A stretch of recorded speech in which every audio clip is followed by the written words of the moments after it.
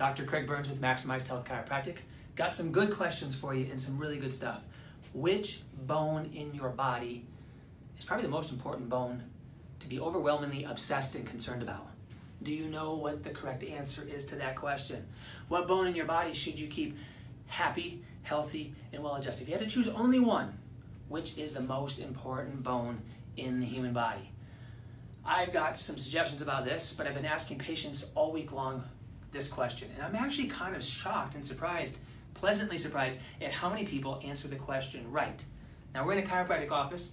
Yes, they've been trained, but they're answering the question very well. And then more importantly, when I ask them, why do you choose that answer? So what answer would you choose? Which bone? And why would you choose that bone? And why the heck is this important to you, and why should you care, right? This is actually some of the most important stuff that you can learn, should have learned from somebody long time ago, right? Because the more you know about your body, the more you can take care of your body, and the better you can take care of it, the better it's going to function, the longer it's going to last, and the more you're going to enjoy your life, right? So which bone is the most important bone to be overwhelmingly obsessed and concerned about? It's the top bone in the spine, the atlas. C1 is what they call it, the first cervical vertebra. And when I ask patients this, or ask just people, they say, well, why would you choose that? And they oftentimes say, the number one answer on the board is, well, it's closest to the brain. And that's actually a really darn good answer. The bone that's closest to the brain could potentially disrupt the brain in the biggest way or most often, right? And the answer is actually quite accurate. That's true. But there's more to it than that. Think about it this way. Bear with me. Stay with me the whole way through. And if I say something that you like or makes sense or you've never heard of before, hit the like button or leave us a comment. Let us know what you think about this kind of stuff, this kind of information. Now, why is it so important? I ask people, if there's one piece or part of your body that's probably the most important piece or part to you, we all may choose some weird, funny answers for different reasons, but we all should be choosing the same answer. What's most important to you? The one piece, part, body part, or system that's the most important because it controls and influences more pieces and parts than any other piece or part. Which piece or part would you choose? Which system? Your central nervous system, right? Duh. At least that's what we should all say is duh. The brain and the spinal cord and the nervous system runs everything, so it's the most important piece to me, right? Now, where could that piece or part, that system, your central nervous system that runs most everything more than anything else, where could that have the most compromise? What problems could happen in certain areas that would affect it the most? That's the question. This is how we figure out what bone in the body is the most important bone.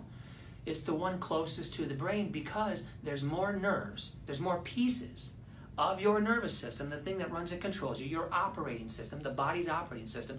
There's more pieces and parts that run through that bone than any other bone in the whole body. That's another reason, logically speaking, why it's the most important bone in your whole body and why it should be cared for.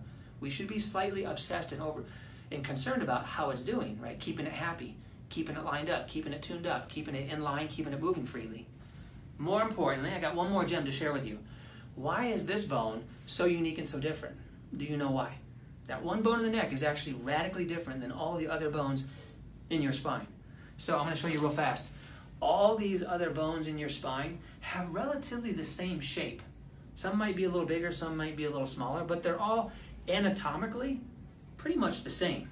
They're designed to connect and interlock and be super strong and stable and not move that much, right? Which makes it allowable for you to fall and not paralyze yourself the first time learning how to play a sport or learn how to crawl or walk, right? Now that's good news.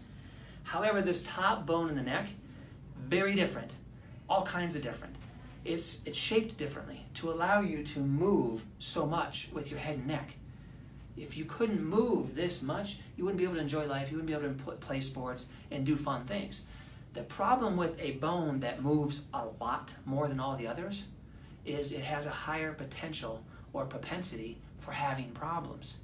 Now, here's the interesting scenario is you have a bone in your body, in your spine, that has it moves a lot, and it has a high propensity for having problems, and it just so happens to be in the area that's probably the most delicate area in your nervous system, in your body, your operating system, the things that runs and controls you.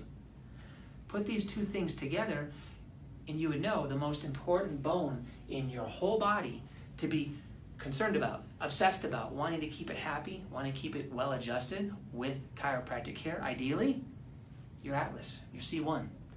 This is how our body's built, how it's designed, how it's put together, how it functions. These are kind of basic 101s of health and longevity and performance that we should kind of know about, don't you think? If you think, hit the like button, let me know. Does that make sense? And why is this not taught to every human being, maybe in school, via the pediatrician? Why is this not taught again and again and again to the point where you and I and we all become a little extra obsessed about our atlas, about our spine, about our nervous system and our operating system, which is why we go to the chiropractor to prevent problems, to stay healthy, to age well, to perform well, to be at our best for as long as possible. Just makes sense, right? That's all I got for you. I hope you like this one. Please share this video with the people you love and care about, because they need to hear this stuff too, because they probably won't hear it anywhere else. Get you and the people you care about, especially your kids, involved with a good wellness-based doctor of chiropractic, because they can do things for you and teach you things that nobody else can. Bye-bye.